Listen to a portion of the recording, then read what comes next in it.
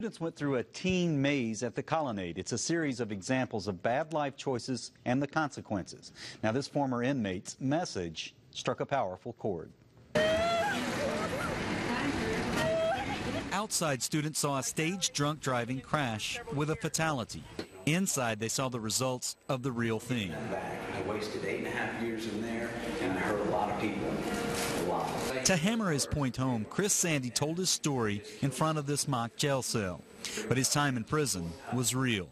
He showed pictures of his days as an inmate and shared the depth of how his bad choice destroyed his life. I live with a tremendous amount of guilt.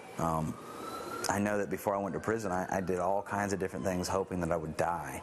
I did not want to face life anymore. After slamming 4 drinks back in 2000, a then 22-year-old Chris drove to another party. He passed a car on a country road and at almost 80 miles per hour slammed into this car and cut it in half.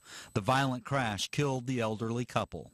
My parents, they were completely devastated, ripped apart. Little sister had major problems.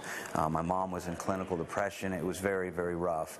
And man, God knows what happened to the victim's family. I could never speak for them. Students sat glued as Chris told his life story. If I was in a situation, I'd feel the same way.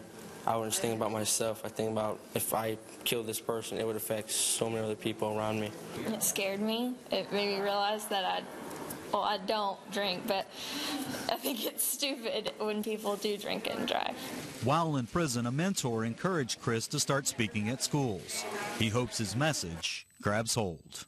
One of the ways that I'm able to cope with it is by sharing it with other people and hoping that they just see the reality of what can happen.